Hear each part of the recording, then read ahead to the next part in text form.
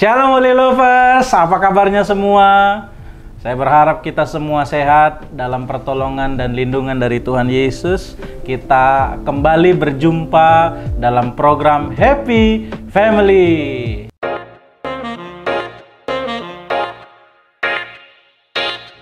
Ya, Happy Family ini satu program baru di Holy Channel yang didesain untuk membahas isu-isu keluarga, isu-isu rumah tangga bagi keluarga-keluarga Kristen yang selalu menonton Holy Channel. Bersama dengan saya sudah hadir bintang tamu Bapak Ketua MD GPDI Sumut Aceh, Bapak Pendeta Samuel Ghazali. Shalom. Shalom, salam sejahtera bagi kita sekalian. Ya, topik kita hari ini menyatukan perbedaan suami dengan istri. Jadi kan Om, namanya saja sudah beda. Suami, istri. Kitab Kejadian berkata laki-laki dan perempuan diciptakan mereka, tidak diciptakan bencongnya. Di sana hanya ada laki-laki dan perempuan. Secara fundamental, secara mendasar, apa sih bedanya laki-laki dengan perempuan? Iya, perbedaan itu kan udah jelas secara gender, laki, perempuan. Tapi dalam keluarga ada perbedaan yang di luar gender. Misalnya laki-laki itu pendidikannya lebih bagus dari perempuan, atau sebaliknya. Peran dari seorang istri dalam keuangan sangat menonjol. Ya, itu perbedaan-perbedaan yang kadang-kadang kalau tidak hati-hati sulit menyatukan perbedaan ini. Terlebih karakter. Ya. Jadi karakter seorang wanita harusnya karakter perempuan. Tapi bisa dia berkarakter laki-laki, dia seorang perempuan. Ya. Atau dia laki-laki, dia berkarakter feminin. Ya. Lembut seperti wanita. Nah, ini perbedaan-perbedaan yang kalau tidak hati-hati bisa berujung kepada perceraian. Ya.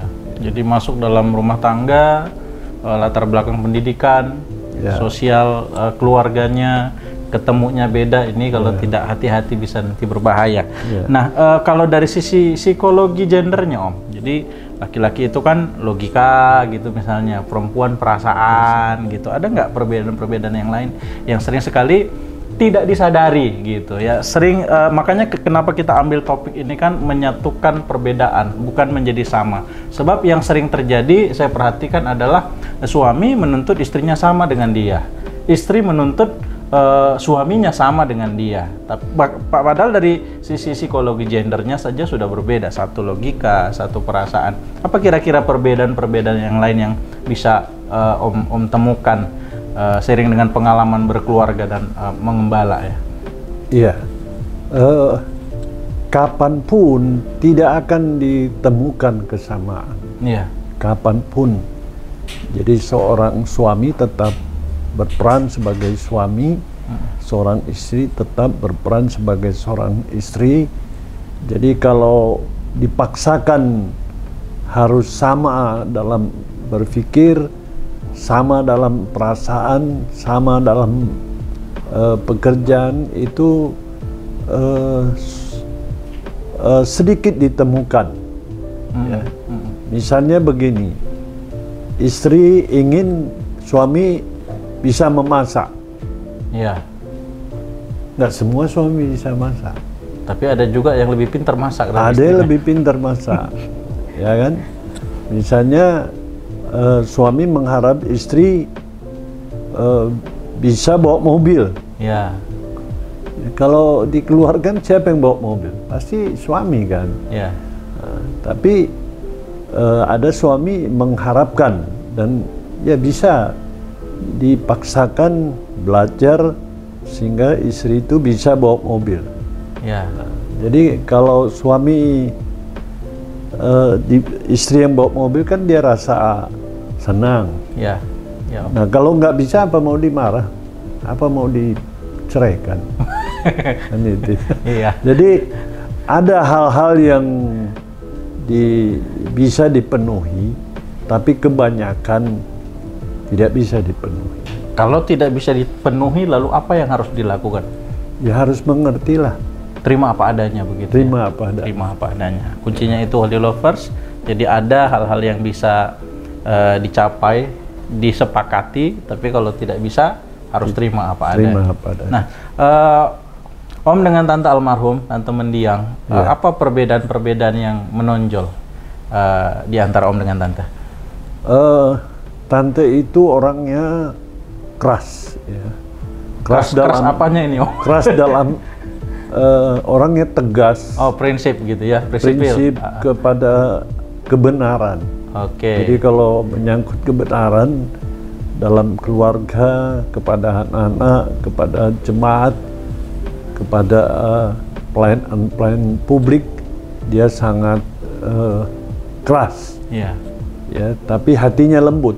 Kalau saya sih orang Medan bilang cincai kan. Cincai. Sudahlah gitu ya. Baik. Tapi ada juga di sisi saya kelihatannya lembut, tapi kalau sudah menyangkut prinsip ketegasan, ya syarat takut saya itu putus juga. Itulah perbedaan kami, tapi dalam perbedaan inilah kami langgeng, kami sukses. Justru saling melengkapi, Om. Ya? Saling melengkapi. Ya. Jadi jangan kita menganggap istri itu keras, kita nggak hormati ketegasan dia. Gitu. Ya. Baik. Bagaimana cara Om dengan Tante mengatasi perbedaan? Tentunya ada perbedaan-perbedaan ya di dalam berkeluarga, dalam rumah tangga, gitu. Om dengan Tante sendiri apa sih tips-tips mengatasi perbedaan yang ada? Kita harus saling memahami. Saling memahami. Saling pengertian. Ya. Ya. Saling mengisi. Kami itu bisa sejalan, yaitu ketika punya keterbukaan. Keterbukaan. Jadi harus ada komunikasi yang terbuka. Ya, misalnya menyangkut keuangan, ya kan? Bagaimana kita bisa selalu kompak? Ya kita harus terbuka. Gitu. Karena kalau itu nggak terbuka, salah satu faktor itu ya. Bukan hanya menyangkut keuangan, banyak faktor ya. Jadi keterbukaan kami itulah bisa mempersatukan perbedaan kita. Ya, tadi Om bilang belajar, saling memahami, saling mengerti. Memahami ini nggak sebentar, Om. Makanya proses. Proses ya. Proses. Di awal pernikahan sering tengkar nggak, Om? Oh sering. Sering ya. Sering. Mau ke pelayanan aja di becak kita main perang. Itu pertama dan itulah terakhir. Itu beda pendapat karena beda pendapat. Okay. Kita lagi menuju ibadah kan sudah terganggu. Udahlah kamu lah yang khotbah nanti aku gitu. Tapi pulang damai. Makin ke belakangnya makin frekuensinya makin berkurang atau gimana? Berkurang. Makin berkurang ya, Om ya. Jadi setiap dia ke puncak itu kan proses. Akhirnya kita sudah memahami, berikutnya sudah tidak terjadi lagi seperti itu. Baik. Jadi memahami itu proses, mengerti itu proses ya, Om ya. Iya. Nggak bisa sebentar. Nggak bisa. Tapi harus tetap bertahan. Iya. Bersatu. Baik. Di dalam Efesus 5 ayat 22-33 Rasul Paulus kan mengatur hubungan antara suami dengan istri. Paulus berkata, "Hai istri, tunduklah kepada suamimu." Tapi kepada suami banyak itu begini, begono, harus memelihara, harus menjaga, mensucikan, mengasihi seperti tubuh sendiri. Banyak sekali perintah-perintah yang diatur Paulus untuk para suami. Ini kenapa kok sama suami banyak sekali, sementara kepada istri, istri tunduk, cuma begitu aja, Om? Sebenarnya satu kata tunduk, tapi isinya itu besar. Iya. Sebenarnya kan maksud Paulus itu istri itu tunduk karena itu struktur. Hierarki. Iya. Ya, itu kan karena struktur ya. istilah Paulus itu kan suami itu kepala, ya istri ini leher kan. Nah, jadi leher taruh di kepala, kepala ke leher kan lucu. Baik.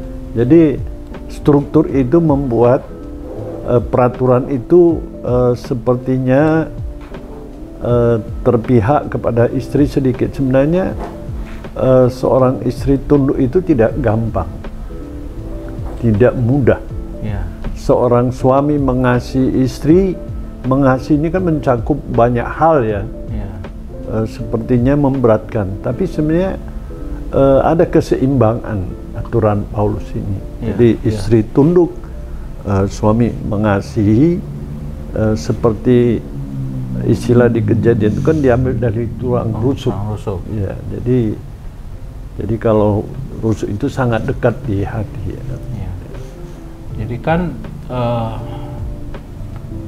memang dalam budaya Yahudi dulu istri kan rendah, titik iota atau barang gitu. Makanya tafsir terhadap perintah ke-10 itu jangan mengingini istri, jangan mengingini hamba laki-laki, hamba perempuan, rumah, keledai dan sebagainya. Akhirnya istri dipersepsikan, disamakan dengan barang milik.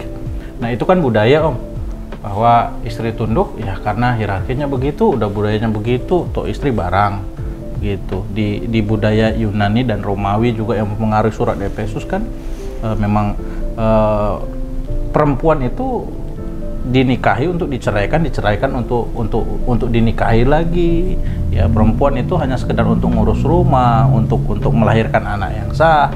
Bahkan laki-laki pada masa itu untuk kebutuhan seksualnya lebih memilih perempuan-perempuan pelacur. Tapi kan sekarang tidak begitu. Emansipasi wanita, artinya derajat perempuan kan sudah terangkat di masa kini. Ada perempuan-perempuan yang pendapatannya lebih tinggi dari istrinya. Dari sisi intelektualitas atau pendidikan seperti Om bilang tadi juga lebih tinggi, latar belakang keluarga juga lebih baik, secara intelijensia juga dia lebih smart, lebih pintar. Lalu apa sih alasan untuk dia tunduk? Ya kalau dia seorang insan Kristiani, dia tahu firman, budaya sosial itu tidak menjadikan sesuatu yang dia tidak tunduk, ya kan. Nah kemudian zaman sekarang kan kaum perempuan itu harkatnya diperhatikan, dijunjung, tapi tidak serta-merta di rumah, konteks di rumah, di keluarga dia harus memimpin suami. Nah, itu yang bahaya.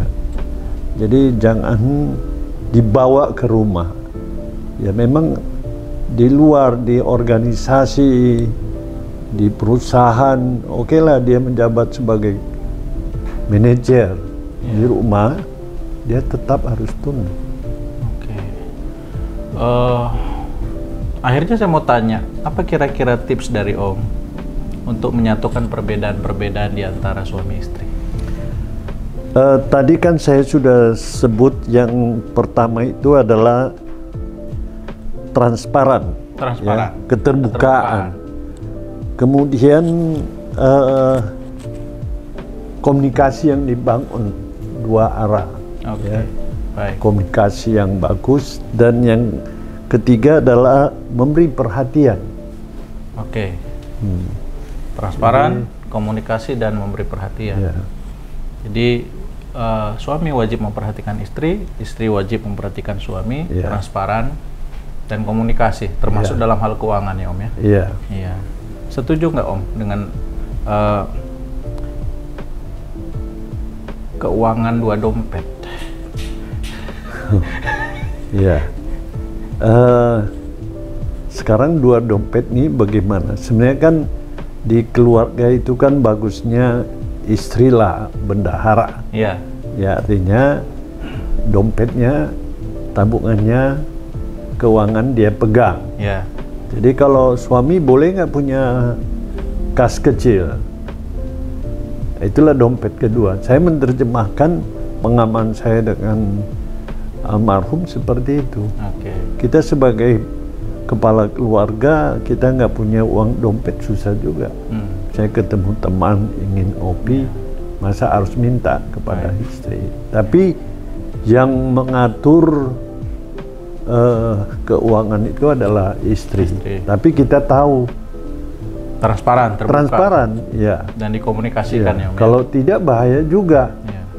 Uang itu nggak jelas kemana. Tapi kalau dia transparan, kita transparan. Jadi keuangan kita itu yang 2 dompet itu bagus juga. Tapi yang dompet besar itu sama istri. Dompet besar sama istri. Ya, dompet kecil sama suami. Baik.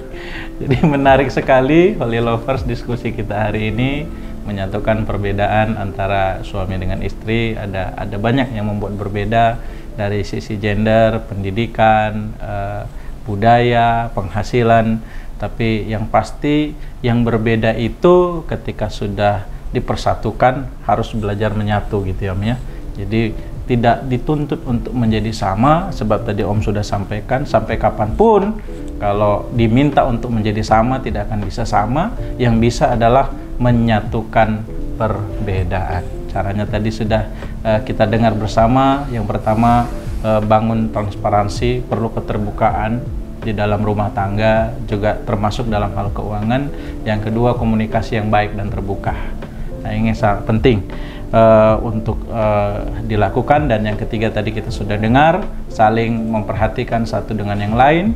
Istri tunduk kepada suami, suami mengasihi istrinya, sehingga dengan demikian rumah tangga boleh dijalankan dengan baik sesuai dengan firman Tuhan. Demikianlah diskusi kita hari ini.